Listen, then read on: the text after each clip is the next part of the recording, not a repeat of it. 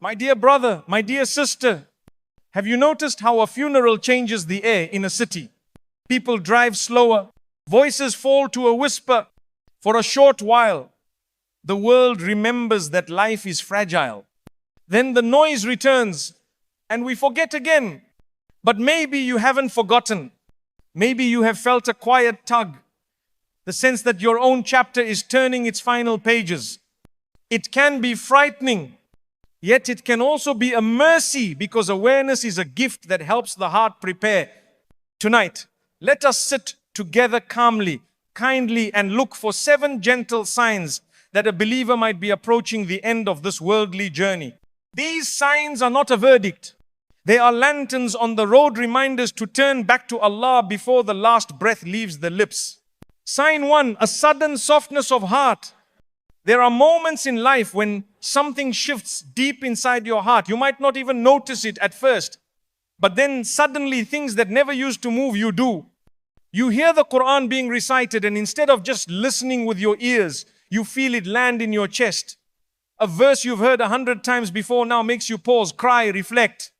You don't even know why, but your eyes fill with tears and your heart feels soft, almost broken, but in a good way. It might be something small, a baby's smile that reminds you of innocence, a calm breeze brushing your face that makes you think of Allah's mercy. Or maybe it's just the adhan, the call to prayer echoing in the distance, and for once you stop what you're doing and just listen, and it stirs something in you. You feel emotional. You feel grateful. You feel awake. That, my brother, my sister, that is not random. That is not weakness. That is not mood. That is rahmah, mercy, a gift from Allah. It means the heart is waking up. It means your soul is starting to remember what it was created for. Many people live their whole lives with hearts that are hard, untouched, distracted. Nothing affects them. Nothing moves them. But if you find your heart softening, it means Allah is allowing you to feel what truly matters again. He is giving you a moment to return before the final return. It's like a gentle knock on the door of your soul. That softness, use it. Don't let it fade. Don't let the noise of the world cover it up again. When your heart feels this way, run toward Allah. Say astaghfirullah. Cry in sujood. Talk to Him, even if you don't know what to say.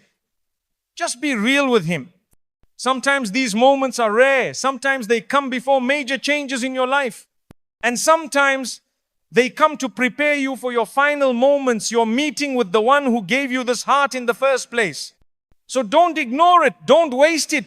When your heart starts to feel again, it's not weakness. It's a signal, a gentle, sacred reminder. You are still alive. Your heart is still beating. And your soul still has a chance. Sign 2, a powerful pull towards salah. There comes a time in your life when something changes quietly but deeply. You used to struggle to wake up for Fajr. You would turn off the alarm, roll over, and tell yourself, just 5 more minutes. And most of the time, those 5 minutes turned into missing the prayer entirely. But then without anyone pushing you, without anyone reminding you, your heart starts to feel different. The alarm goes off, and this time you don't fight it, you rise. Your body may still feel sleepy, but something inside you is already awake. You walk to make wudu, and there's no laziness, just peace. It's like something invisible is pulling you to the prayer mat. Not out of guilt, not out of habit, but out of love, out of longing. This is not something you forced. This is Allah calling you back. This is Allah choosing you gently, quietly to stand before Him before the world wakes up.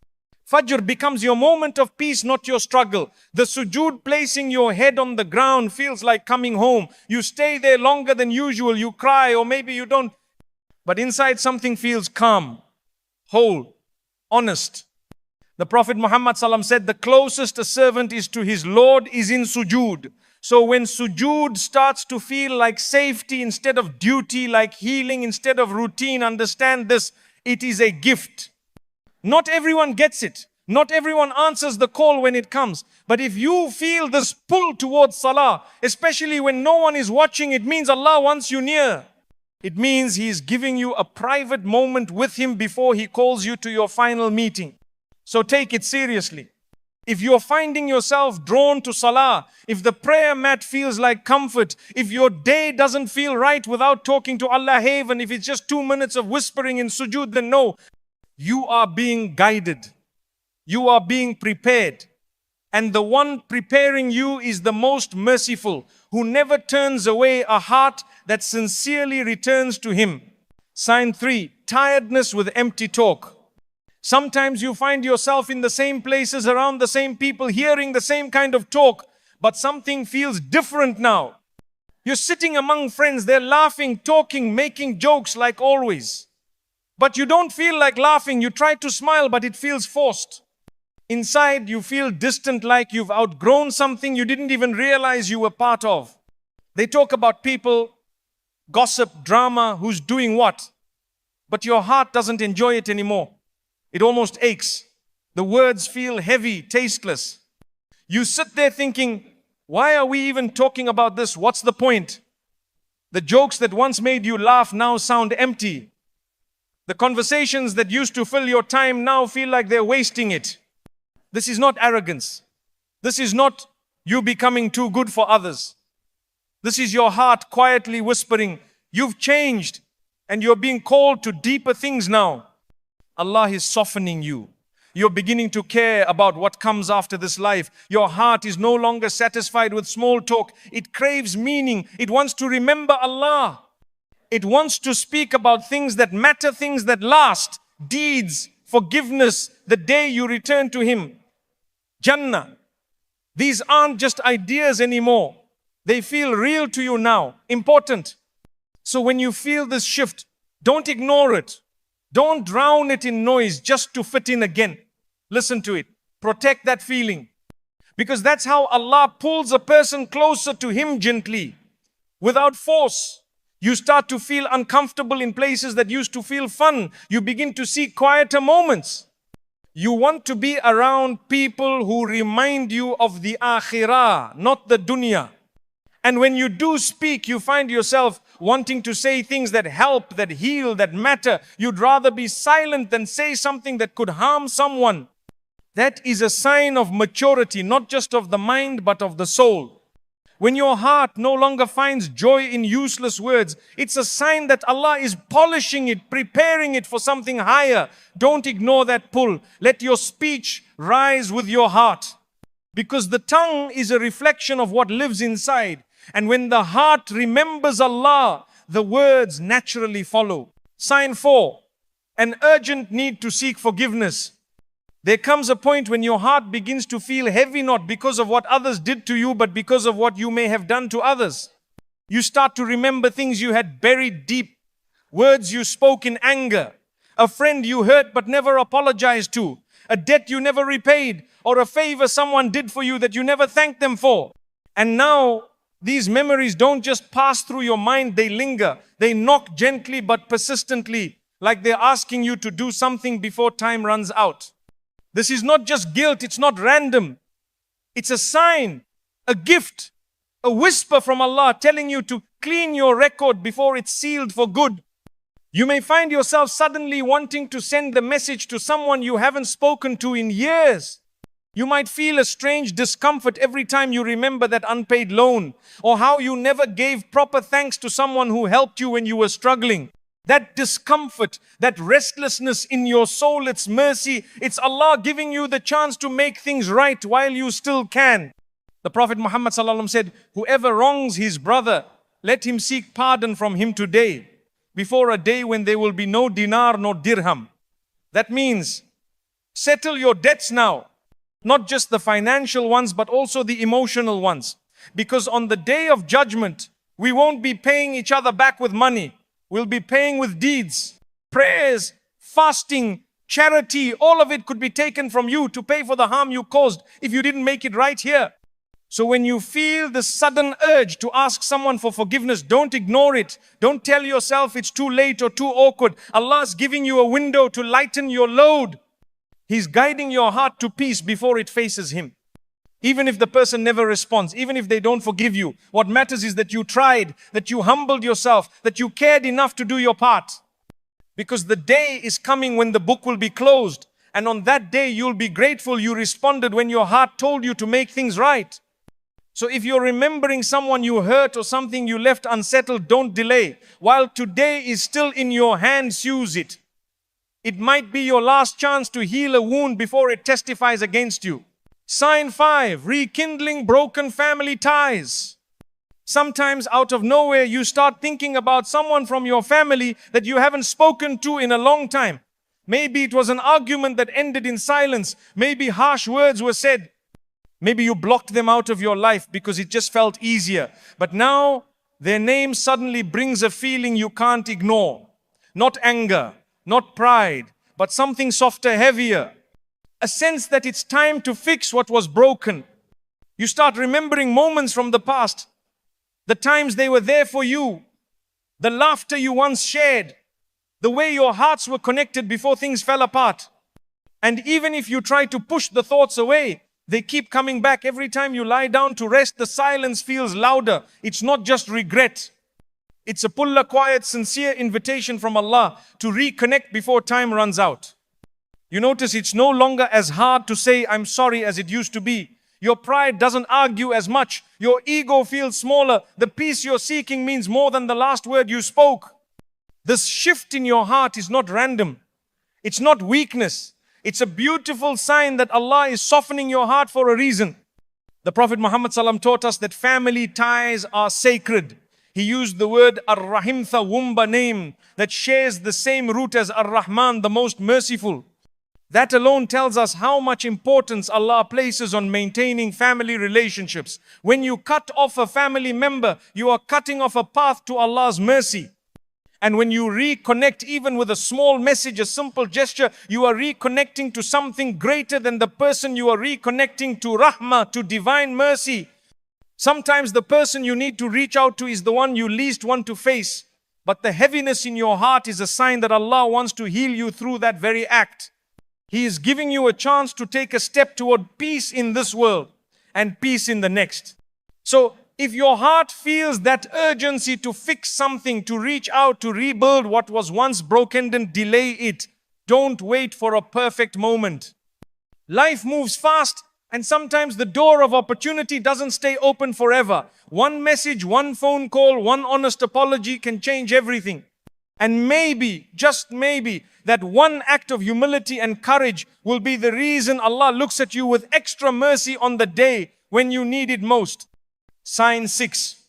Frequent encounters with death reminders. Lately, it feels as if death keeps walking beside you. One week, you are praying janazah behind someone much older and you nod. That is the circle of life. The next week, you are standing over the grave of a classmate, a neighbor, someone who smiled at you just a few days ago. The gap between him and me suddenly looks thin, almost invisible. You scroll your phone and see post after post. Inna lillahi wa inna ilayhi raji'un. Your mind drifts to the faces of people you love and then quietly to your own face. You wonder, if I left today, what would I leave behind? The reminders do not stop at headlines. They visit your sleep. You dream of washing a body or you see yourself lowered into the earth. Sometimes you wake up in the dark, heart racing, half ready to recite the Shahada. Other times, during a quiet drive, you catch yourself planning who should receive your books, who should care for your parents, how your debts will be paid. These thoughts are not morbid, they are mercy.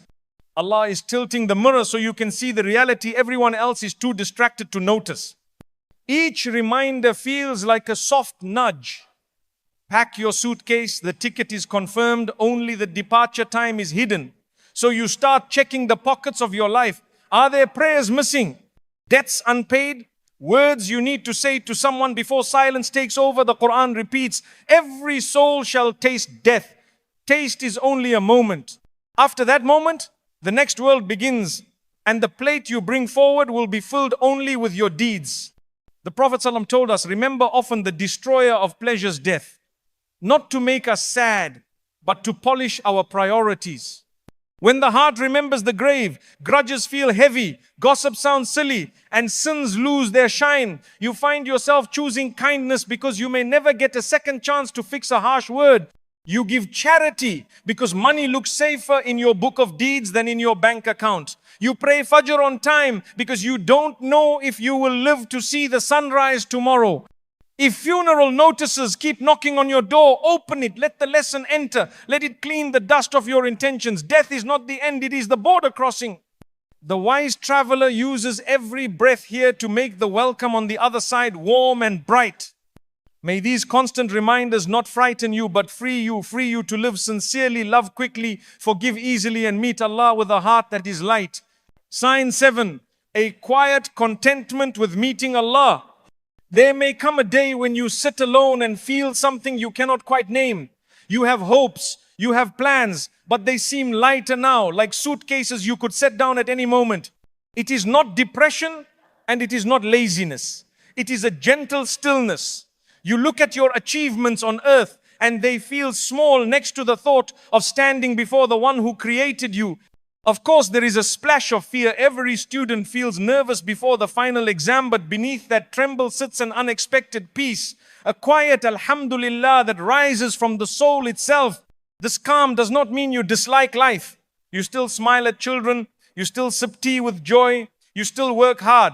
But you see these moments as gifts on a journey rather than trophies to cling to.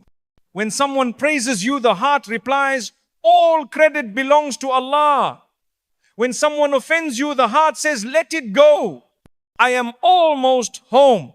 You begin to measure your day, not by how much wealth you earned, but by how many times your tongue remembered Allah, how many people you helped, how many sins you pushed away, even when no one was watching.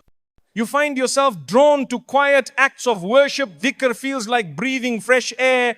2 extra raka'at after Isha feels sweeter than another hour scrolling a screen. Charity slips from your hand more easily because you trust that nothing you give in His path is ever lost. When you raise your hands in dua, you do not bargain the way you once did. Instead, you say, Ya Allah, if you are pleased with me, that is enough. The Prophet ﷺ said, whoever loves to meet Allah, Allah loves to meet him. When that love begins to bloom, do not hide it and do not be ashamed. Feed it with Quran at dawn, with istighfar at dusk, with a smile to someone who needs hope.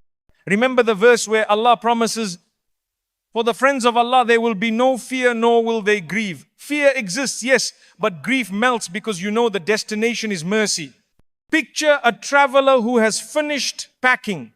The ticket is booked, the bags are zipped, and the house is in order. He still enjoys the last evening with his family, but his heart is already at the gate, excited for the journey. This is not surrendering to failure, it is graduating with grace.